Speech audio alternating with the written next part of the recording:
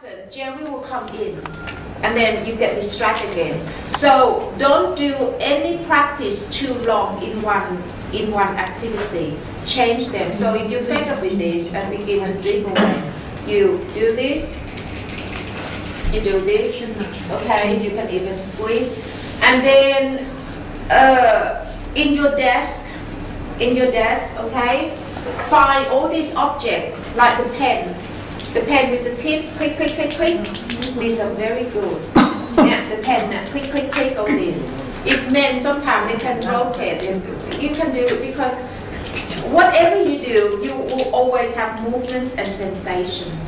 And those are the nature of hope, of meditation that you can take. Okay? And then I suggest all this because you need to do all this discreetly. Because the non-practitioner, when you do all these things and talk about Buddhism, all this Vipassana practice, you might be some kind of alien to them because they don't do it. And the majority of people in the world, they don't do it. So they kind of view you as something, oh, you're so strange, this kind of thing, what, why? So you don't have to declare yourself, I'm a Buddhist, I'm, practitioner. Don't do that. Do it very discreetly. Keep it to yourself until you are strong, okay? So do all this discreetly without people knowing. So this is a way, to do it. And then this kind of thing, this kind of thing, you can also do it. Yeah, as I said, stroke your hands, movement, sensations, okay? The foundation of your mindfulness, the home for your mental self to come back to. And breathing is always there. Yeah? And this is good. I like this. Especially when you are feeling unsettled, for whatever reason, okay?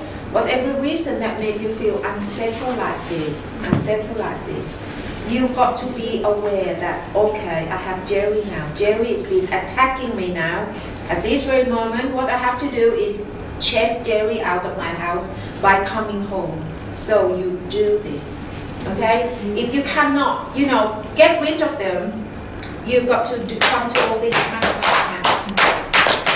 or go do something very strenuous. Go to jogging, swimming, baking a cake, cooking, all these things. Don't just sit and watch your breathing. You can't do that. Okay? You cannot just use the breathing to overcome a whole army of Jerry. It's better to do something that is strenuous. Okay? Understand that? And then, this kind of thing. So you can really improvise by using all sorts of things to do. Right, I'm going to explain to you.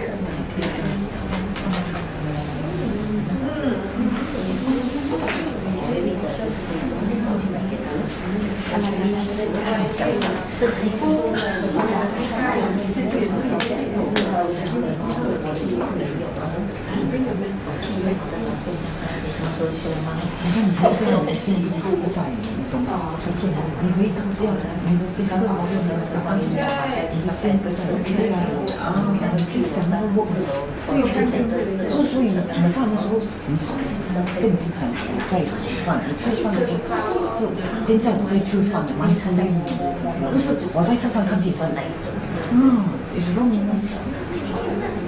Focus on.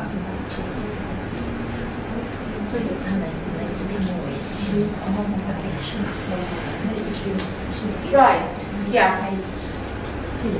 Now, first of all, I'm going to explain to you like this. The majority of people in the world, okay, admit it or not, the fact is that their mind has been infested by a whole army of Jerry. We got to admit this, okay? Because if they are not the Vipassana practitioners, first of all, they don't know the existence of their mental self, first of all. Even though it's the nature of, is the one entity, yeah, come back, okay? Even though it's one of the entity that make up the human life form, but they don't know the existence of the mental self, which is the true self. So therefore, they cannot protect the mental self or the true self. So the mental self will be lumbered, will be taken over, consumed by a whole army of Jerry in this nature.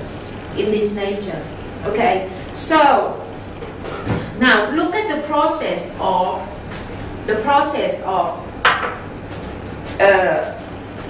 to become the practitioner. So to begin with, if you come to a class, come to a class with your mind full of Jerry. We have one last night, which was the preview, and then this lady walked past here and said, just want to know what happened in here. So it was only a few of us, so she came in to sit. Oh, her face was, if the mind is like a rubber band, this rubber band with Tom and Jerry. Is there anyone have a rubber band here? Rubber band? Now you look at the rubber band. The rubber band, so this is Tom and this is Jerry, okay? Now someone's mind, if the mind is taken over by Jerry, a whole army of Jerry like that, it means that this Tom and Jerry are not loosened up like this, but they are twisted, so many twists until it's ready to break. Can you imagine? If this twist, especially if it's a steel, if you twist it so much, it's going to break. And all these twists, it will show through your face, especially your eyes, to your face, the way that you talk. You don't have to do anything. You don't have to say anything at all. Just simply come in there and just see your face. Oh my God, this woman will have a breakdown anytime. And so it means that the mind is like this, on the verge of breaking up. That's why we have the word breakdown. Your mental self is broken down by Jerry. And it's just so obvious, all this. Okay? So if the mind is full of twists like this, you cannot just suddenly, come to bring your mental self back home. This is impossible. So you have to do it by stage. Okay? So the Buddha say that you have to do it in this way. Ching Fan, can I have a blank piece of paper, please? A blank piece of paper and a pen.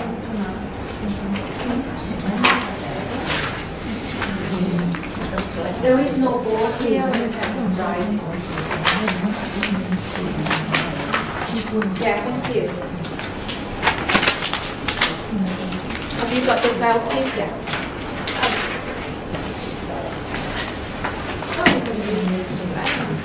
So I'll move this away first. Okay, let's say this. Now, before the enlightenment of the Buddha, I will lead to all these different stages later. And look at this. Now, before the enlightenment of the Buddha, the Indian society at that time, the social landscape is all over the place. They have a culture of searching for something, but as I tell you, if you do not know what you do not know, you don't really know what you're searching for, right? Because so at that time, everyone, is all scattering, searching at this and that. But at least they know something that, let's say the word, searching for the end of suffering, searching for the ultimate truth, But no one knows exactly what they are searching. So it's all scattering all over the place. However, there are two main streams of searching. That is, search for the ultimate truth in the way of self-indulgence. Self-indulgence. With the hope that once they can pacify all their needs and then all their sensual needs, they might find the end of suffering. Whereas in the opposite direction, they search in the way of self-mortification or self-torturing, which is quite a strong culture at that time, which the Buddha had joined, all the yogi, his teacher, to do the self-torturing for a good 6 years until he nearly lost his life. Okay, but in the end, he could not find the answer to end the suffering. So the Buddha said that, no, I'm not going to do that. But because of his parami, or his perfection, has already ripened, which lead to his enlightenment. Lead to his enlightenment. He found the end of suffering, which he called nirvana.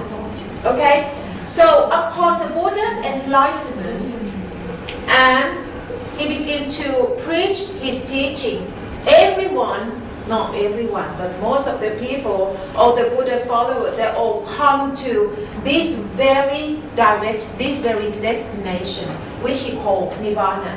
Okay, so come back to this. Come back to this. Before the enlightenment of the Buddha, the Indian society did not know what is what. Okay, until the Buddha found an experience. The experience which he very much like, there was lots of people searching, including the Buddha as well. Search, and then suddenly he bumped into a place which in Thai are called Pukadung. Pukadung is a very beautiful national park in the northeastern province. Okay, so he found Pukadung. And in this Pukadung, in this park, he found the pond of holy water. He took this water and he had this eternal life. Okay, and he knew suddenly that this water, this holy water, is the aim, the goal of every single human being's life.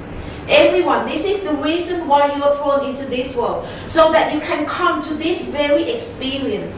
When you have a chance to taste this holy water, give you the eternal life. But all these words are analogy, okay? This is not holy water. It's just an experience. This experience he called nirvana. Okay, he called nirvana, and which I call หายกลุ้มใจ หายกลุ้มใจ is no stress or end of suffering, end of stress or suffering. Okay, it doesn't matter whatever word I want to represent by this bottle of water. That experience is everything to do with the stillness of your mind. Okay, the stillness of your mind. So this is what the Buddha, suddenly he stumbled onto this experience upon his enlightenment.